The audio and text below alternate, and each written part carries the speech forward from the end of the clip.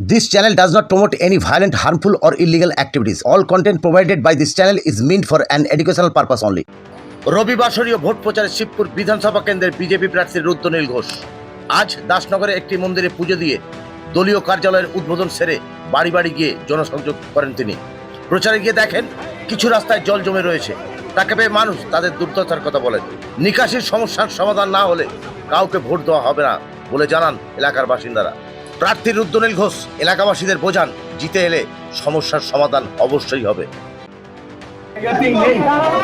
জল অধিকাংশ জায়গাতেই নেই। পুরো ব্যবস্থা এমএলএ এবং কর্পোরেশন এই তিনটে পরিষ্কার যারা পরিচালনা করেছেন তারা যে কোনো কারণে অন্য কাজে ব্যস্ত হয়েছিলেন, এগুলোর মধ্যে ধ্যান দেননি। যারা পরিষ্কার দায়িত্বে থাকায় মানুষ যাদের ভোট দিয়ে নিয়ে আসেন এগুলো তাদেরই ব্যবস্থা। এই যন্ত্রণা হাওড়া ছাড়া অন্য কোনো জায়গায় এত বেশি করে নেই। পাল্টাবেন না আপনি, এমএলএ পাল্টাবেন না আপনি, যন্ত্রণায় ছটফট করবেন। মুক্তির উপায় সেটা ডাক্তার না চুপ করতে বন্ধ রাখতে যাবে তো, সেটাই চেষ্টা করতে হবে। এটা কি মুক্তির উপায়? আপনি দিদি খুব ভালো করে জানেন। ঠিক আছে না, বলে গেছে না, আপনি এমন এগিয়ে যাচ্ছেন না। আমরা সবাই জানি এরা সত্যি কথা বললে অত্যাচার করে। এক মিনিট দিদি সত্যি কথা বললে এরা অত্যাচার করে, তাই আপনারা মুখ খুলছেন, এটা সবাই জানে। এই শুধু আপনার ভয় নয়, প্রত্যেক জায়গায় এই ভয় এরা করে রেখে দিয়েছে। রানা চ্যাটার্জির দল এই চুরি করে আপনাদের ভোগান্তি করেছে, আপনারা সেটাকে এড়িয়ে যাচ্ছেন।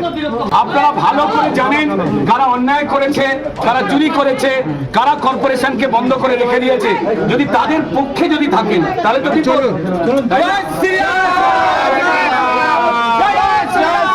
চোরেদের পক্ষে থাকবেন না, এইটুকু অনুরোধ। বাকি আপনাদের ইচ্ছা, আপনারা যা খুশি করুন সেটাই ঠিক। জায়গা থেকে আমরা বেরোতে পারবো আর কিচ্ছু বলেন, আপনারা সব জানেন কারা চোর, কারা সর্বনাশ করেছে, কারা কর্পোরেশন বন্ধ করে রেখে দিয়েছে, আপনাদেরকে যন্ত্রণা দিয়েছে কারা।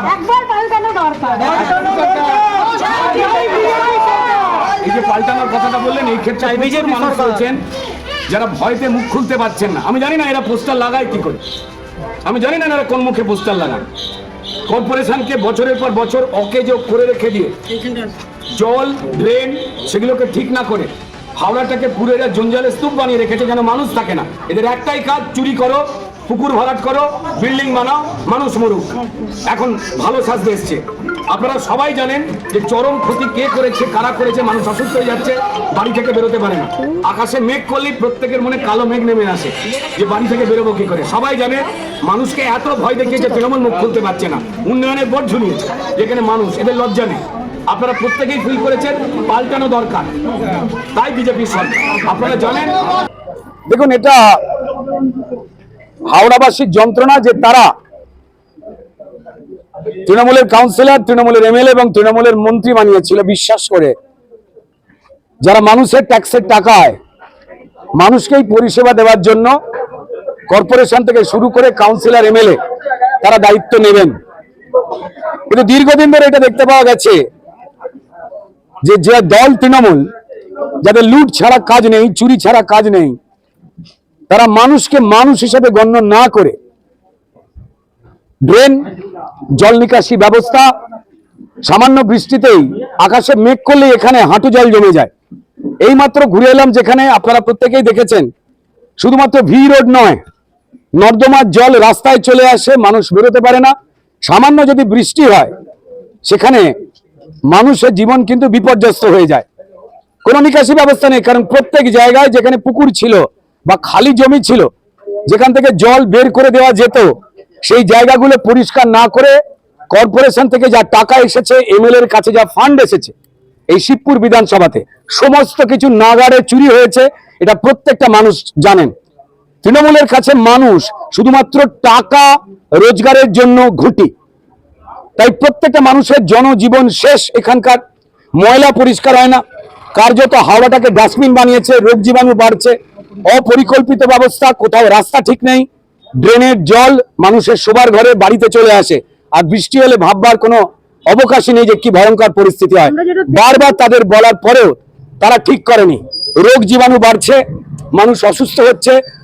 এই শাসক দল তৃণমূলের কিছু যায় আসে না, তাদের কাউন্সিলররা পুকুর বুঝিয়ে খালি জমি দখল করে, পুরনো বাড়ি দখল করে তারা মানুষকে থ্রেট দিয়ে লুট করতে ব্যস্ত। এখান থেকে নিষ্কৃতি পেতে চাইছে সমগ্র হাওড়া তথা শিবপুরের প্রত্যেকটা মানুষ। বাড়িতে বাড়িতে জলের বন্দোবস্ত অর্ধেক জায়গায় নেই, কোনটা ড্রেনের জল আর কোনটা টিউবওয়েলের জল আপনি এক করতে পারবে না। এখানের মানুষ যেন তৃণমূলের কাছে অমানুষ, তারা মানবিকতার চোখ দিয়ে দেখেন না। আমি জানি না তারা প্রচারে বিভিন্ন গলিতে গলিতে কি করে তৃণমূলের এই প্রার্থীর পোস্টার লাগিয়েছে। এর আগের যে বিধায়ক ছিল মনোজ বাবু, তিনি এত দুর্নীতি করেছেন, তার নামে এলাকাবাসীরা পোস্টার দিয়েছিল, তিনি এখান থেকে ভাগল বা পালিয়ে গেছেন। তাই শিবপুরের মানুষকে যাতে আবার ঠকাবার জন্য বালির শিবপুরের পাশের বিধানসভার যিনি ফেলিওর বিধায়ক,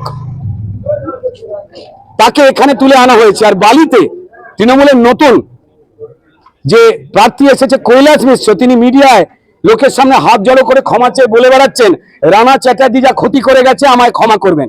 শিবপুরের মানুষ কি বোকা যে অন্য একটা বিধানসভাকে ডুবিয়ে এসছে? শিবপুর বিধানসভার এমএলএ যে পালিয়ে গেছে, আবার নতুন একটা ফেলিওর এমএলএ কে নিয়ে এসে আরো তারা পাকের জলে ড্রেনে। দেখুন, ভোট বয়কট কখনো মুক্তি দিতে পারে না।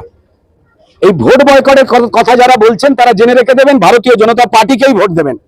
কারণ আপনারা নিশ্চয়ই এখানে শুনেছেন প্রত্যেক গলি গলিতে ধমকানো হয়, কেউ যদি জল, রাস্তা, নাগরিক দুর্গতি, তৃণমূলের চুরি নিয়ে কথা বলে তাদের মেয়ে বউদের উপরে থ্রেট দেওয়া হয় যে বাড়ি থেকে বেরোবে, মেয়ে ফিরবে না, ছেলে বেরোলে মাথা ভেঙে দেবো, প্রত্যেকটা জায়গায় থ্রেট দেওয়া হয়। আমি তাদের সাবধান করে বলছি, আপনারা যা চুরি করেছেন লজ্জায় মাথা নত করে বিদায় নিন। মানুষকে যদি হুমকি দেওয়ার চেষ্টা করেন, জগতে অন্ধকার কম আলো বেশি। তৃণমূলের চোর চারটে আর লাখে লাখে মানুষ রয়েছে এই বিধানসভার, 2 লক্ষ মানুষের সঙ্গে পেরে উঠবে তো চোর তৃণমূল। যদি এক একটা মা বোন যদি বেরিয়ে পড়ে আঁচল বেঁধে হয়, দাঁড়াতে পারবে তো চোর তৃণমূল, এ সবাই জানে। তাদের বলবো সময় আছে, আপনারা শুধরে যান, যা চুরি করেছেন বন্ধ করে দিন, মানুষকে হুমকি ধমকি দেওয়া বন্ধ করে দিন।